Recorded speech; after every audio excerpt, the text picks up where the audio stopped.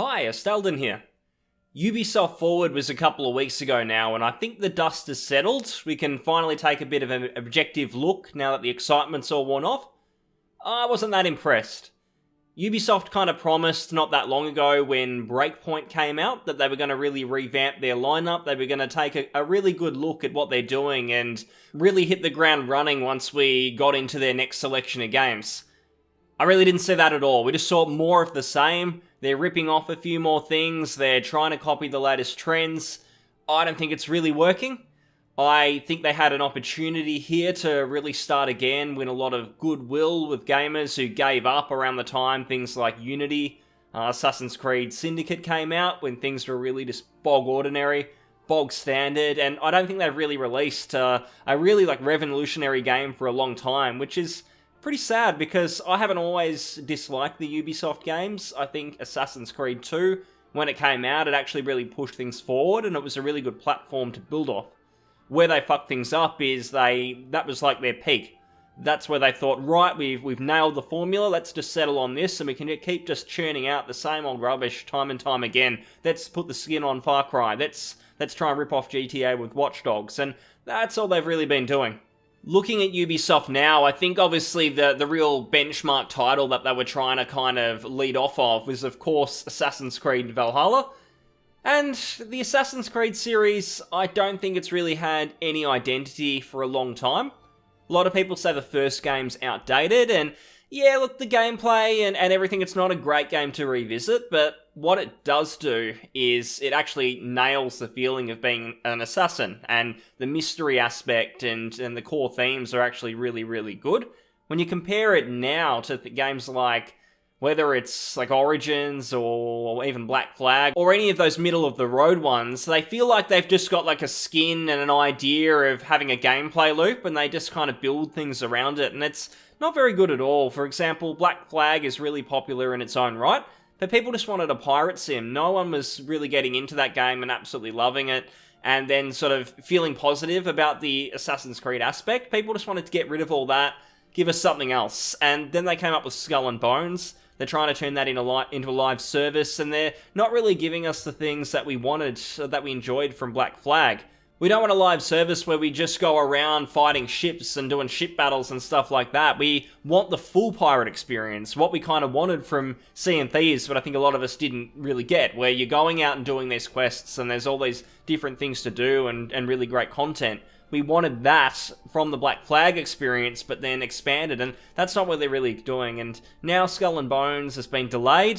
Who knows what they're doing? I think I saw earlier that they were advertising microtransactions as a feature, which can kind of tell you how low Ubisoft have sunk when they actually think that's something that's a feature. Is that because it's not a loot box? Is that meant to be like a positive? I don't even know now. It's pretty clear the direction they've really gone down. But coming back to Valhalla, it's more of the same. I looked at a gameplay video. I think it was the leak, and then it was found to be official footage. It just looks like a Witcher 3 reskin with the Ubisoft coat of paint, which means it's probably going to be lower quality.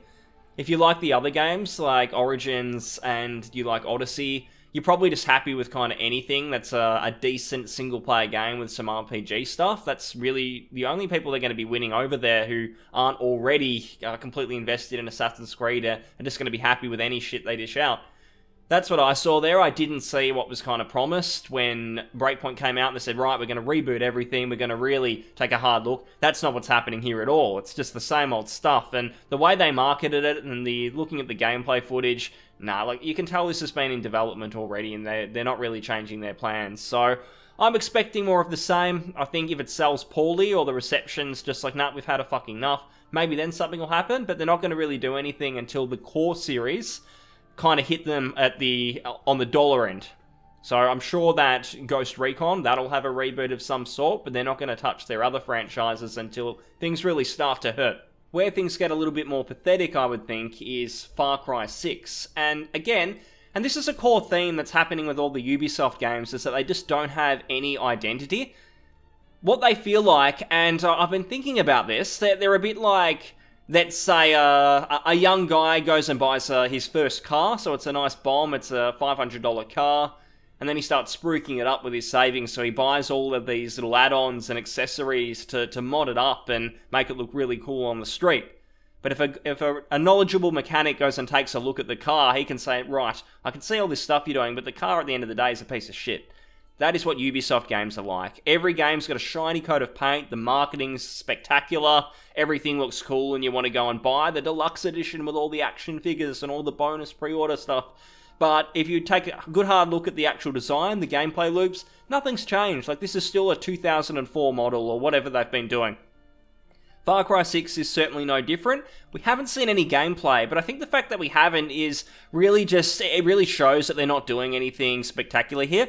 That's not going to be the focus. They're focusing on the marketing aspects and the things that they can say, oh, this looks really cool, like, you've got to buy this game, and it starts with him. It starts with the villain from Breaking Bad. That's essentially why they've got him. They know that the average person playing this game has probably been a fan of Breaking Bad. It's the same sort of audience. And now you've got him in your video game. The proof of that, we've got here where it says Anton Castillo, played by Giancarlo Esposito, I think I got that, is promising to return to the island nation of Yarra, back to its former prosperity while he grooms his son Diego to become the next El Presidente.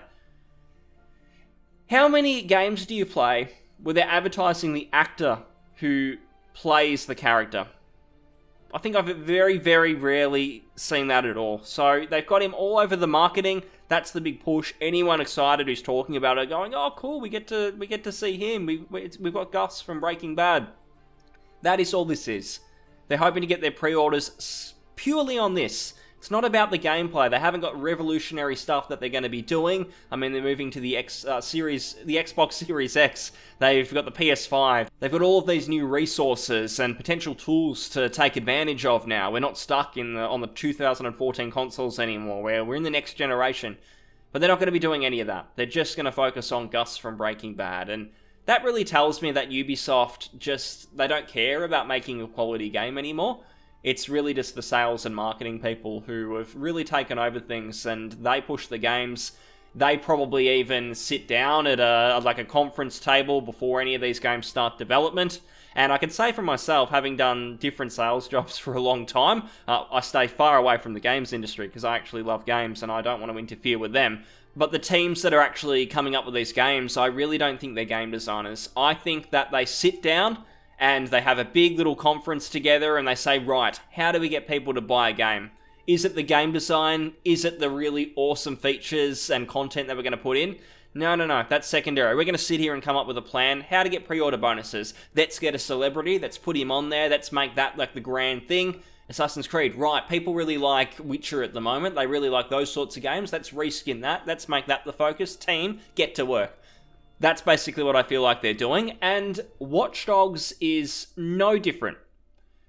Watch Dogs to me started as a series for Ubisoft where they saw that, right, there's a gap in the market here because Rockstar are only releasing a GTA game every 6 years, so we're probably going to get on 10 or something with GTA 5 to GTA 6. So they saw that gap and they said, we can plug it. We've got the budget, we've got the big team to make a similar experience. Let's gurgitate one of these out every couple of years and keep the GTA fans playing. Problem for Ubisoft is that the average GTA fan would rather replay like Vice City, San Andreas, GTA 3 even. They'd rather play those 15-year-old titles at this point rather than playing fucking Watch Dogs. I don't think Legion's the answer. I think having more gimmicks, and these are box gimmicks again from the sales and marketing department, where you can play as anyone in the world. Wow! That's meant to be something incredible, and then the team's probably stuck scrambling trying to actually make this a feature in the game, make it fun, and make it an actual improvement. And I think that's where the struggle is. It didn't look like a game that's really got its identity, and Watch Dogs have just never had it. From the first game, it's sort of a series that would have been dead in the water if it was anyone else, but Ubisoft have the resources and the cash flow from other titles to be able to give it a second lease of life. Which they did with Watch Dogs 2, and I'm sure it's better. I mean, dabbling in it seems like it's an improvement, but it's just another kind of reskin from all the other stuff that Ubisoft are already doing. You can put that into anything. Whether it's a game set in the real world, or whether it's set in the Pirate Lands, or whether it's set in, I don't know, the desert, for example, like Assassin's Creed Origins. Doesn't matter, if you put the same gameplay spin on it, you can make anything work. I'm sure we'll be going to the moon next, or we'll be going to Mars or whatever, and again, it'll just be the same gameplay loop. Doesn't matter where you are, essentially it's just a change of the colour palette. And Watch Dogs to me seemed like the answer to all of the different fans who looked at Assassin's Creed when it started out and they said, right, all of this stuff is cool, when are we going to get the one where we do the Assassin stuff in the real world? Alright, here it is, it's Watch Dogs. Good for one game, but to make a whole series out of it, I don't know. And the new one might have some cool bells and whistles, but I don't see it really kicking off, and maybe it'll sell well, but I don't think it's ever going to be what Ubisoft want it to be, which is like the next juggernaut along with Far Cry and Assassin's Creed, which allows them to have like a yearly rotation for each of them, and they all sell really well. I think that's a pipe dream, Ubisoft. It's not going to happen with Watch Dogs. What is saddest to me, though, is you get all these games, they look really generic. I don't think they're going to be the new Ubisoft or whatever they might have said back when Breakpoint came out. That was going to really blow our socks off. We're not going to see any of that. But I think had actually made a good start in other titles. My favourite recent Ubisoft titles, and when I say recent, I'm talking probably getting on like 10 years ago now, but Child of Light. That was a really fun game. It was a simple game, and if they actually used the resources they put into something like Legion into a game like that, like you would have a really stunning game that would actually be not just popular and sell copies and microtransactions, but would actually set them up for a popular series where people are like, right, when is the next one coming? When's the next one coming? No one does that with these games. Whether it's Far Cry or Assassin's Creed, people just, oh, another one of them. I don't see many people like really waiting with bated breath for the next title to come out. The real special one, I thought, Mario and Rabbids. When I saw this title at E3, whenever it was, I was really concerned. I'm like, okay, so you've got these Rabbids. No one fucking likes Rabbids. They ruined the Rayman series, and they tried to remarket it as like a party game on Wii. Poor Rayman. And then I saw, of course, that it was Ubisoft taking control of the whole development. It wasn't like co-developed. I was like, Jesus Christ, what are we going to get here? Are we going to get like Assassin's Creed? No, we're not. We're going to get turn-based battles, really interesting, XCOM style, and playing through the game, it has a lot of love. Like, it has Nintendo-like love, where everything is so polished, the content is really amazing, and there's just, you can really tell the people who made it were really passionate about it, and it wasn't just a bunch of pencil pushers in an office telling you, we need to do this, we need to do that, our metrics tell us that people like this, which is what all of their other games feel like. So Mario and Rabbids is where I feel like it really built a platform on with their other titles.